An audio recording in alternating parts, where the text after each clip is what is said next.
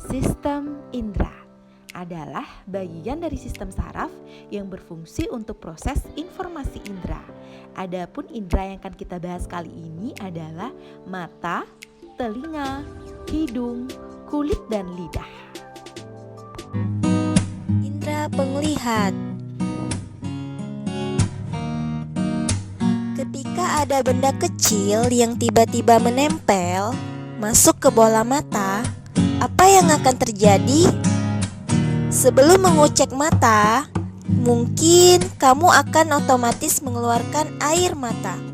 Sebenarnya, yang terjadi adalah bola mata kita selalu basah, sebab kelopak mata terdapat kelenjar air mata.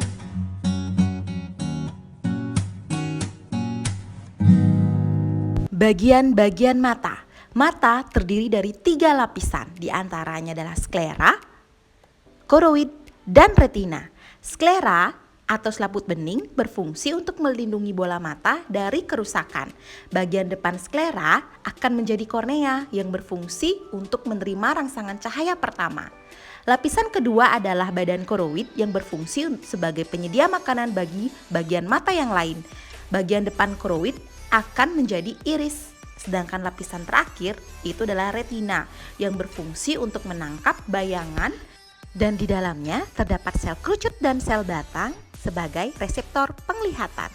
Sedangkan fungsi lainnya pada mata yaitu ada iris atau selaput pelangi yang berfungsi untuk melindungi refleksi cahaya dan mengendalikan kerja pupil. Pupil berfungsi untuk mengatur banyak sedikitnya cahaya yang diperlukan mata. Ada lensa yang berfungsi untuk memfokuskan cahaya agar bayangan benda tepat jatuh di retina. Ada 2 cairan pada mata. Di depan lensa kita sebut dengan aqueous humor dan di belakang lensa kita sebut dengan vitreous humor. Cairan ini sama-sama berfungsi untuk menjaga bentuk kantung dalam bola mata. Fovea atau bintik kuning berfungsi sebagai tempat bayangan jatuh pada daerah retina. Bintik buta, bagian yang tidak peka terhadap cahaya dan saraf mata meneruskan rangsangan cahaya ke saraf optikus.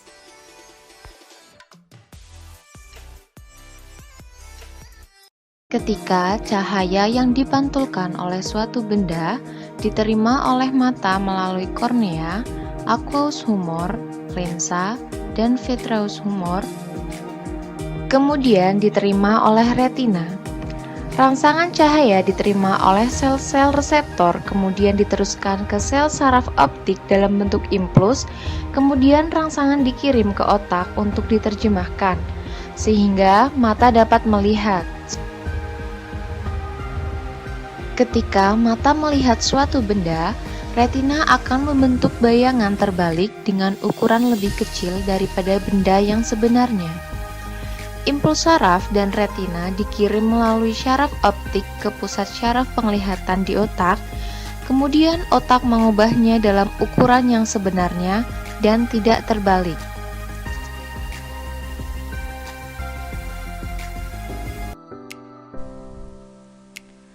Beberapa cacat atau gangguan pada mata. Pertama, rabun jauh. Rabun jauh adalah ketidakmampuan mata untuk melihat benda yang berjarak jauh. Rabun jauh disebut juga dengan istilah miop. Penyebab rabun jauh adalah lensa mata terlalu cembung atau ukuran bola mata terlalu panjang dari ukuran normal, sehingga bayangan benda jatuh di depan retina. Rabun jauh dapat diatasi dengan menggunakan kacamata berlensa cekung. Lensa cekung merupakan lensa negatif atau nim. Berikutnya adalah rabun dekat atau disebut hipermetrop. Rabun dekat adalah ketidakmampuan mata untuk melihat benda yang dekat. Hal ini disebabkan oleh lensa mata terlalu pipih atau terlalu cekung, atau ukuran bola mata yang pendek sehingga bayangan jatuh di belakang retina. Kebiasaan membaca buku terlalu dekat dan kebiasaan membaca buku sambil tiduran akan mempercepat timbulnya cacat mata. Rabun dekat dapat diatasi dengan menggunakan kacamata berlensa cembung. Lensa cembung merupakan lensa positif atau plus. Berikutnya, rabun jauh dan dekat atau dikenal dengan istilah presbiop.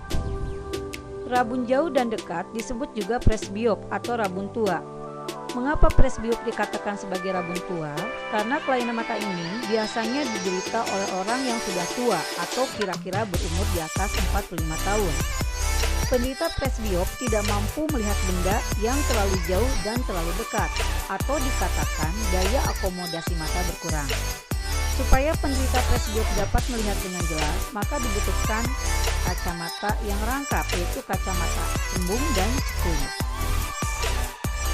Berikutnya ada rabun senja.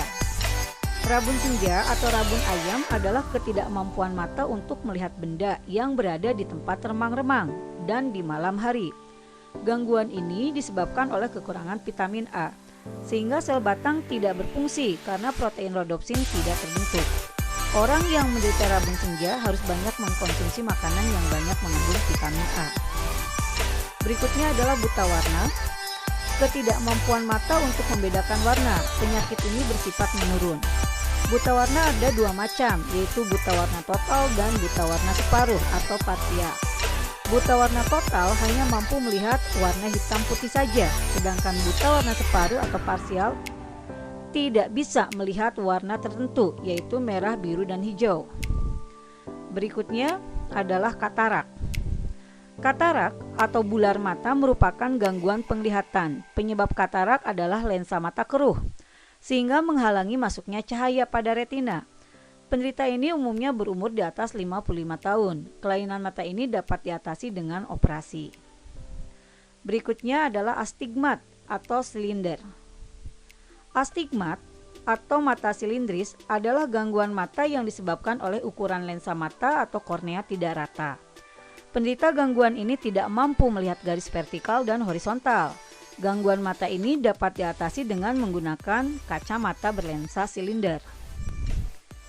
Berikutnya adalah juling. Kelainan mata ini disebabkan adanya ketidakserasian kerja otot penggerak bola mata kanan dan kiri. Kelainan ini dapat diatasi dengan tindakan operasi pada otot mata. Glaukoma. Kelainan ini ditandai dengan peningkatan tekanan di dalam bola mata. Tekanan terjadi karena adanya sumbatan pada saluran di dalam bola mata, dan kelainan yang tidak dapat segera diatasi dapat menyebabkan kebutaan. Kelainan ini dapat diatasi dengan obat-obatan yang harus diminum seumur hidup atau dengan tindakan pembedahan. Indra pendengaran. Struktur telinga terdiri dari 3 bagian, di antaranya bagian luar, tengah, dan dalam. Telinga bagian luar terdiri dari daun telinga atau auricula yang berfungsi untuk menangkap gelombang suara. Lubang telinga dan saluran telinga sama-sama berfungsi untuk jalan masuknya suara ke gendang telinga. Telinga bagian tengah terdiri dari tulang-tulang pendengaran yang bisa Miska secara cepat untuk mengingat melas yang terdiri dari tulang martil, landasan, dan sanggurdi. Kemudian ada gendang telinga atau membran timpani yang berfungsi untuk mengubah gelombang menjadi getaran, dan saluran eustachius yang menghubungkan telinga dengan faring yang berfungsi untuk menyeimbangkan tekanan udara pada kedua sisi membran timpani. Sedangkan telinga bagian dalam terdiri dari 3 saluran setengah lingkaran atau kita kenal dengan kanalis semisirkularis yang berfungsi untuk menjaga keseimbangan, sedangkan koklea atau rumah siput berfungsi untuk mengubah getaran menjadi impuls saraf dan mengandung reseptor pendengaran.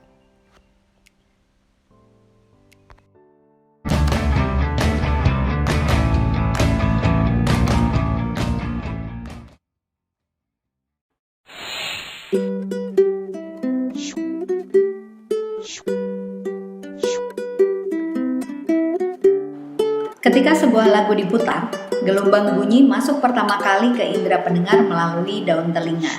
Daun telinga ini terletak di telinga luar yang berfungsi untuk menampung atau mengumpulkan gelombang bunyi. Liang telinga ini menyebabkan gendang telinga atau selaput timpani bergetar.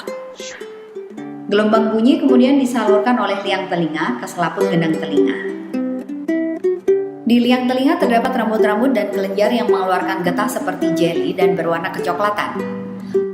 Fungsinya adalah untuk melindungi liang telinga dari gangguan hewan kecil yang masuk ke liang telinga.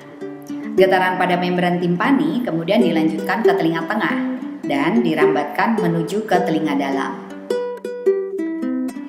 Telinga dalam merupakan bagian penerima getaran. Bagian ini tersusun atas tingkap jorong, tingkap bundar, 3 saluran setengah lingkaran, dan koklea atau siput. Dari telinga tengah, getaran berjalan menuju ke tingkap jorong, kemudian masuk ke dalam koklea dan menggetarkan cairan limfa yang ada di dalamnya. Getaran cairan limfa tersebut merangsang ujung saraf pendengaran. Kemudian, rangsangan ini disampaikan ke otak hingga akhirnya kita bisa mendengar.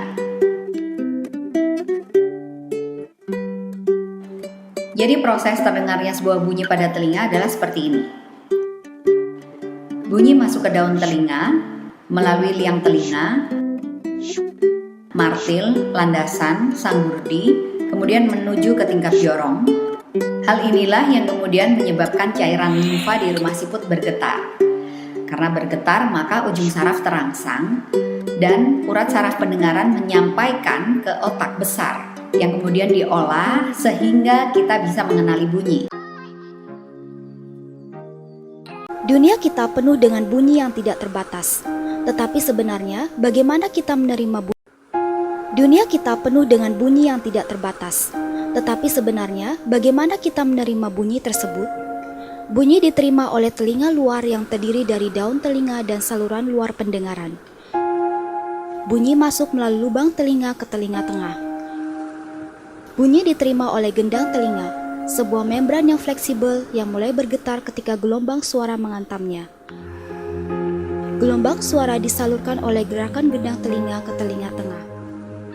Di telinga tengah terdapat 3 tulang kecil, yaitu tulang martil, tulang landasan, dan tulang sanggurdi.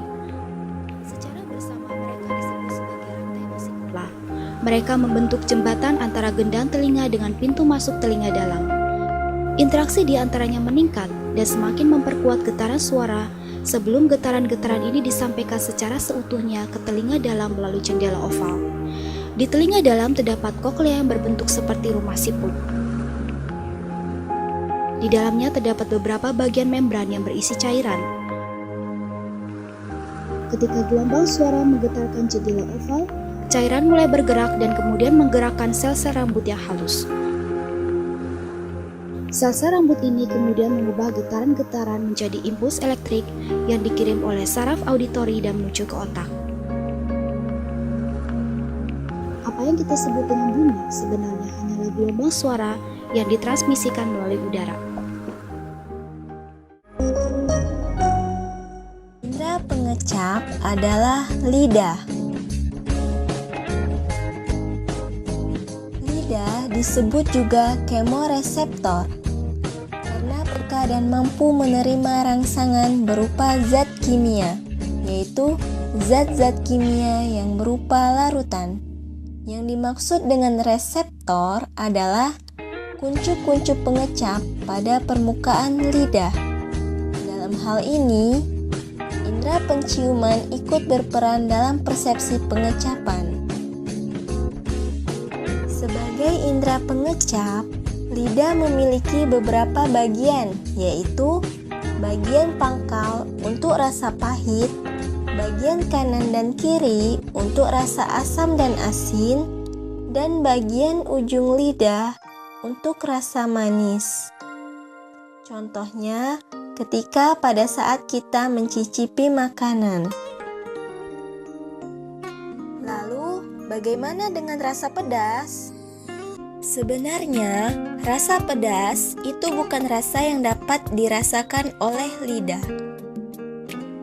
Sebab, rasa pedas tersebut muncul akibat adanya zat kimia yang bernama kapsaisin. Indera pembau. Hidung terdiri dari tulang hidung, serabut saraf pembau atau disebut sel olfaktori, serabut saraf ke otak, silia saraf pembau, dan ada lendir. Hidung berfungsi menyaring partikel, melembabkan dan menghangatkan udara yang masuk sebagai indera penciuman yang dilakukan oleh sel-sel olfaktori. Dengan hidung, kita bisa membedakan bau sedap dan bau tidak sedap.